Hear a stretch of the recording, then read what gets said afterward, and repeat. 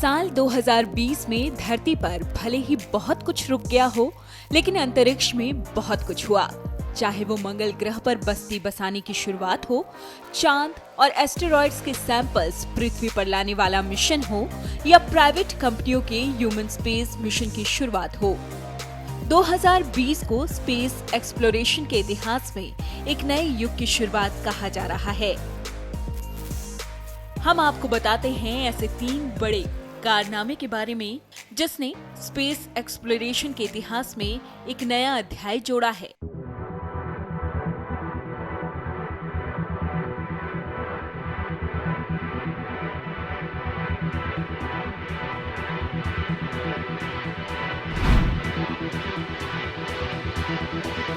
मंगल पर 3 बड़े मिशन। मंगल हमारा पड़ोसी ग्रह है, सूरज से काफी दूर है, इसलिए बहुत ठंडा भी। लेकिन यहाँ पहले नदियां बहा करती थी। पानी जीवन की संभावना की पहली निशानी है। इस संभावना को टटोलने के लिए टाइम टू टाइम मंगल पर कई मिशन भेजे जाते रहे। इस साल भी भेजे गए। मंगल पर जाने के लिए सही मुहूर्त देखना जरूरी होता है। लगभग हर 2 साल में एक वक्त ऐसा आता है जब मंगल पृथ्वी के करीब से गुजरता है। इस दौरान कोई मिशन लॉन्च करने से मंगल पर कम ईंधन और समय में पहुंचा जा सकता है। इस समय अवधि को लॉन्च विंडो कहते हैं। ये लॉन्च विंडो 2020 में जुलाई के महीने में थी। इस दौरान 3 देशों ने अपने मंगल मिशन लॉन्च किए, यूएई, चीन और अमेरिका। सबसे पहले 19 जुलाई को संयुक्त अरब अमीरात यानी यूएई ने अपना मिशन होप लॉन्च किया। ये न सिर्फ यूएई बल्कि पूरे अरब देशों से जाने वाला पहला मंगल मिशन है। इस मिशन का मुख्य उद्देश्य है मार्स के एटमॉस्फेयर को स्टडी करना। इससे वैज्ञानिकों को ये समझने में मदद मिलेगी कि मंगल का वायुमंडल अंतरिक्ष में क्यों बहा जा रहा है। 23 जुलाई को चीन ने अपना मार्स मिशन तिएनवेन-1 लॉन्च किया। चीन ने अपने दम पर स्पेस क्राफ्ट भेजा। इसे बहुत ही साहस भरा मिशन कहा जा रहा है, क्योंकि चीन पहले मिशन में ही मंगल पर ऑर्बिटर, लैंडर और रोवर तैनात करने निकल गया है। अगर ये मिशन सफल होता है तो चीन ऐसा करने वाला पहला देश होगा। आखिर में 30 जुलाई को अमेरिका ने अपना मिशन परसिवरेंस लॉन्च किया। अब तक मंगल की सतह पर रोवर चलाने का काम सिर्फ अमेरिकी स्पेस एजेंसी नासा ने ही किया है। परसिवरेंस नासा का अगला रोवर है। ये रोवर मंगल की सतह पर घूमेगा और वहां से जुड़ी जानकारी पृथ्वी पर भेजेगा। ये 3 मंगल मिशन आगे के ह्यूमन मिशंस के लिए जमीन तैयार करेंगे। नासा को ऐसी उम्मीद है कि इस दशक के अंत तक मंगल पर इंसान कदम रख देंगे।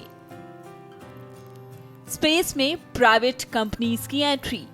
ह्यूमन स्पेस फ्लाइट यानी किसी मनुष्य का अंतरिक्ष में जाना। अब तक ये काम सिर्फ सरकारी स्पेस एजेंसीज ही करती आई हैं, लेकिन इस साल ये सब कुछ बदल गया। एलन मस्क की कंपनी स्पेसएक्स नासा के साथ पार्टनरशिप में है। 30 मई को स्पेसएक्स का क्रू ड्रैगन स्पेसक्राफ्ट नासा के 2 एस्ट्रोनॉट्स को लेकर अंतरिक्ष में गया। इस मिशन का नाम है क्रू ड्रैगन डेमो 2। ये एक डेमोन्स्ट्रेशन मिशन था। इसमें स्पेसएक्स को ये साबित करना था कि वो सफलतापूर्वक एस्ट्रोनॉट्स को अंतरिक्ष में ले जा सकती है। स्पेसएक्स का अंतरिक्ष यान नासा के एस्ट्रोनॉट्स को आईएसएस यानी इंटरनेशनल स्पेस स्टेशन लेकर गया और उन्हें वहां से सफलतापूर्वक वापस भी लेकर आया। ये पहला मिशन था जब कोई प्राइवेट कंपनी एस्ट्रोनॉट्स को अंतरिक्ष में लेकर गई हो। एस्टेरॉइड के सैंपल्स। अंतरिक्ष में बड़ी बड़ी चट्टानें होती हैं। इन्हें एस्टेरॉइड्स कहते हैं। हिंदी में कहते हैं क्षुद्र ग्रह। अंतरिक्ष में घूम रही चट्टानें जो ग्रहों की तुलना में बहुत छोटी हैं। कुछ एस्टेरॉइड्स में अच्छी खासी मात्रा में सोना, चांदी और प्लेटिनम जैसी धातुएं हैं। इन एस्टेरॉइड्स से माइनिंग करके ये धातु निकाली जा सकती है। कई एस्टेरॉइड्स बहुत पुराने हैं, हमारे सौर मंडल से भी पुराने। इन एस्टेरॉइड्स की स्टडी करने पर हमें जीवन की उत्पत्ति से जुड़े सुराग मिल सकते हैं। लेकिन इन्हें ढंग से स्टडी करने के लिए वैज्ञानिकों को इनके सैंपल्स चाहिए। इस साल एस्टेरॉयड्स के सैंपल लाने 2 स्पेस मिशन चर्चा में रहे। पहला, नासा का ओसिरिस रेक्स। 2020 में नासा ने एक एस्टेरॉयड के टुकड़े इकट्ठे किए। सितंबर 2016 में नासा ने ओसिरिस रेक्स मिशन लॉन्च किया था। इस स्पेसक्राफ्ट को एस्टेरॉयड बेनू के पास भेजा गया।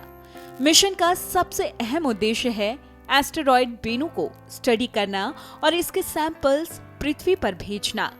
दिसंबर 2018 में यह स्पेसक्राफ्ट एस्टेरॉयड के पास पहुंच गया। तब से एस्टेरॉयड बेनू के चक्कर काट रहा है। 21 अक्टूबर 2020 को इस स्पेसक्राफ्ट ने एस्टेरॉयड से सैंपल्स इकट्ठे किए। जब ये सैंपल्स इकट्ठे किए गए तब पृथ्वी से इसकी दूरी लगभग 32 करोड़ किलोमीटर थी। अब इन सैंपल्स को पृथ्वी पर वापस लाया जाएगा। ये सैंपल कैप्सूल 2023 में पृथ्वी पर पहुंचेगा। दूसरा, जापान का हायाबुसा 2। नासा ने सिर्फ सैंपल्स इकट्ठे किए, लेकिन जापान का एक मिशन सैंपल लेकर पृथ्वी पर लौट भी आया। जापान के स्पेस एजेंसी का नाम है JAXA, Japan aerospace exploration agency. JAXA ने 3 दिसंबर 2014 को हायाबुसा 2 मिशन लॉन्च किया। इसे भी एक एस्टेरॉयड के सैंपल लेने भेजा गया था। एस्टेरॉयड का नाम है रयूगु। इस साल यह एस्टेरॉयड रयूगु से सैंपल लेकर वापस लौट आया है। सैंपल सिर्फ एस्टेरॉयड से नहीं लाए गए। इस साल चांद के सैंपल्स भी पृथ्वी पर लाए गए। पिछली बार चांद के टुकड़े 70 के दशक में लाए गए थे, जब अमेरिका और रूस के बीच स्पेस रेस लगी हुई थी। इस बार चीन चांद से सैंपल्स लेकर आया है और चीन के इस मिशन का नाम है चंगअप 5। Video desk, amarujala.com।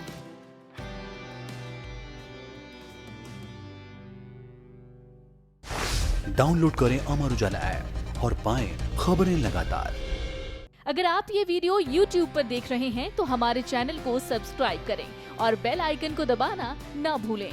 अगर आप Facebook पर ये वीडियो देख रहे हैं तो हमारे पेज को लाइक करें।